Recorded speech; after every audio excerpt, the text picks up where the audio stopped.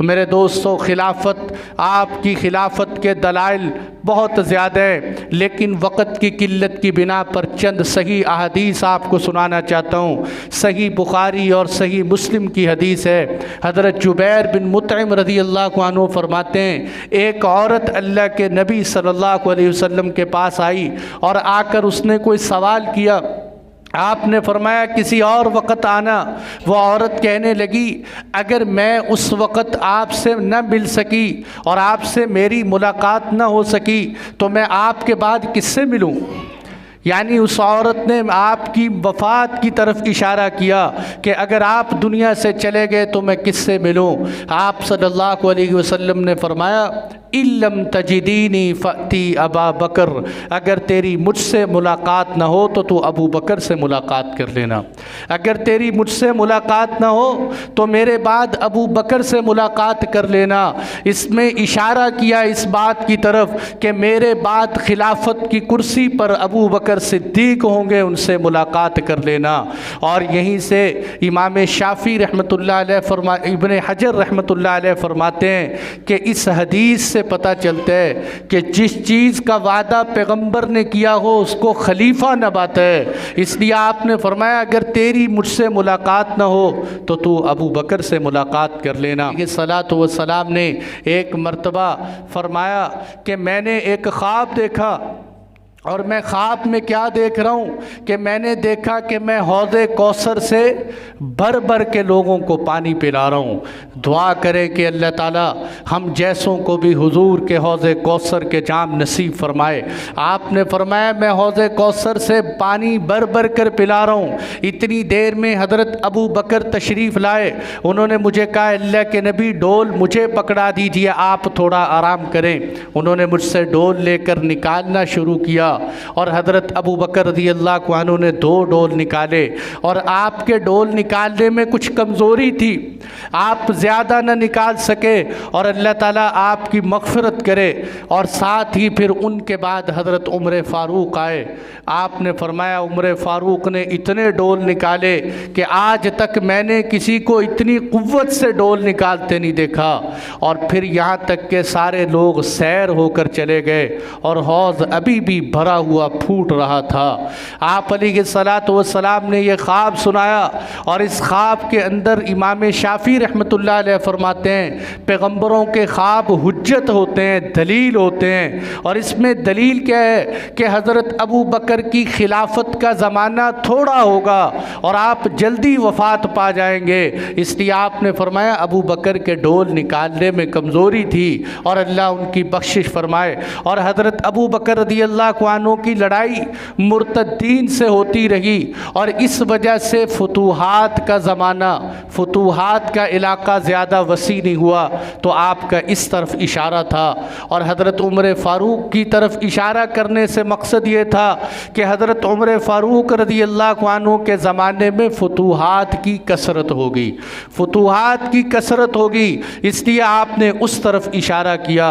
और एक और रिवायत में आप अलैहिस्सलातु वस्सलाम ने फरमाया, बल्कि हज़रत उबैदुल्लाह बिन अब्दुल्लाह फरमाते हैं कि मैं हज़रत आयशा के पास गया और मैंने जाकर उनसे कहा कि आयशा, अल्लाह के नबी की वफ़ात की ख़बर तो सुनाओ कि अल्लाह के नबी कैसे वफ़ात पाए, आपकी मरज़ुल मौत की ख़बर सुनाएं। उन्होंने कहा कि जिस वक़्त अल्लाह के नबी सल्लल्लाहु अलैहि वसल्लम बीमार थे, आप उठे। आपने कहा, क्या मुसलमानों ने नमाज़ पढ़ ली? उन्होंने जवाब दिया, नहीं। आप अलैहिस्सलातु वस्सलाम ने पानी मंगवाया, गुस्ल किया, गुस्ल करने के बाद उठकर जाने लगे। आप बेहोश होकर ज़मीन पर गिर गए। फिर अल्लाह के नबी सल्लल्लाहु अलैहि वसल्लम काफ़ी देर बाद उठे। आपने फिर पूछा, असल्लन्नास, क्या लोगों ने नमाज़ पढ़ ली? नहीं है अल्लाह के नबी, मुसलमान आपका इंतज़ार कर रहे हैं। अल्लाह के महबूब सल्लल्लाहु अलैहि वसल्लम फिर उठे।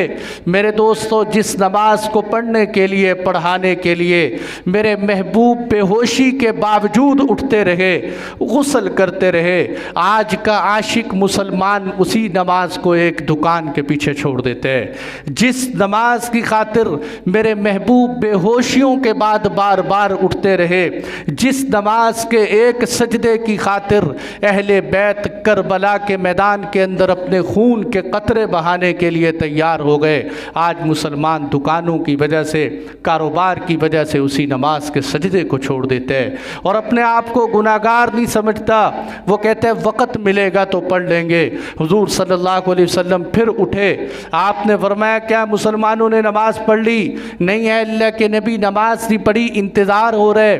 आपने फरमाया जाओ अबू बकर से कहो मुसलमानों को नमाज़ पढ़ाएं, जाओ अबू बकर से कहो मुसलमानों को नमाज़ पढ़ाएं। हज़रत अबू बकर रज़ी अल्लाह अन्हु इंतहाई नरम दिल थे।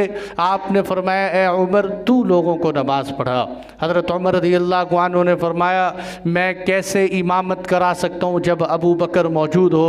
उन्होंने हज़रत अबू बकर रज़ी अल्लाह अन्हु को रसूलुल्लाह सल्लल्लाहु अलैहि वसल्लम के मुसल्ले पे खड़ा किया। आपकी मौजूदगी के अंदर, हुजूर की मौजूदगी के अंदर सिद्दीक़ अकबर नमाज़ें पढ़ाते रहे। एक दिन आप सल्लल्लाहु अलैहि वसल्लम अपनी बीमारी से उठे और सहाबा किराम मस्जिद में जमात हो रही है। अल्लाह के नबी इधर से अपने हुजरे से तशरीफ़ लाए। हज़रत अबू बकर रज़ियल्लाहु अन्हु को पता चला कि अल्लाह के नबी आ रहे हैं। आप पीछे हटने लगे। आपने फरमाया नहीं नहीं अबू बकर पीछे ना हटो, पीछे हटने से मना किया। हज़रत अबू बकर रज़ियल्लाहु अन्हु खड़े रहे और आप दो सहाबा के कंधे पर सहारा लेकर आ रहे थे। इधर हज़रत अली थे, इधर हज़रत इब्ने अब्बास थे और उन दोनों के कंधों का सहारा लेकर आप मस्जिद में आए और फरमाया मुझे अबू बकर के पहलू में बिठा दें। हुजूर सल्लल्लाहु अलैहि वसल्लम नमाज पढ़ा रहे थे, हज़रत अबू बकर उनकी इक्तिदा कर रहे थे और पीछे सफ़ों में लोग अबू बकर की इक्तिदा कर रहे थे। यहाँ से किसी को ये गलत फहमी न लगे कि हज़रत अबू बकर माअज़ल्लाह अल्लाह के नबी को नमाज़ पढ़ा रहे थे। पैगंबर की इमामत कोई और नहीं कर सकता, नमाज अल्लाह के नबी की पढ़ा रहे थे। बस आप बैठे हुए थे, हज़रत अबू बकर खड़े हुए थे और हज़रत अबू बकर अल्लाह के नबी की इक्तिदा कर रहे थे, मुसलमान पीछे अबू बकर की इक्तिदा कर रहे थे और ये आपने नमाज पढ़ाई है। अबुल हसन अशअरी फरमाते हैं कि हुजूर की मौजूदगी के अंदर अबू बकर का नमाज़ें पढ़ाना ये इस बात की दलील है कि सारे सहाबा में से अबू बकर सबसे बड़े आलिम और कारी थे, इसलिए कि इमाम अपना नायब इमाम उसी को बनाते हैं जो मजमे के अंदर सबसे बड़ा कारी और आलिम हो। और ये तो अल्लाह के नबी सल्लल्लाहु अलैहि वसल्लम की हदीस है। आपने फरमाया कौम की इमामत करवानी हो तो जो कुरान को सबसे ज़्यादा पढ़े उससे करवाओ, और अगर सारे कारी हों तो जो सुन्नत को ज़्यादा जानता हो उसको मुसल्ले पे खड़ा करो। और फिर आपने फरमाया अगर सुन्नत को सारी जानते हो तो जो हिजरत में सबसे आगे हो उसको आगे करो, और अगर हिजरत में भी सब बराबर हों तो आपने फरमाया जो इस्लाम में सबसे आगे हो उसको मुसल्ले पे खड़ा करो। और ये सिफ़ात अगर देखी जाए हदीस की तो अल्लाह की शान सारी सिफ़ात सैयदना अबू बकर सिद्दीक़ रज़ियल्लाहु अन्हु के अंदर जमा थी।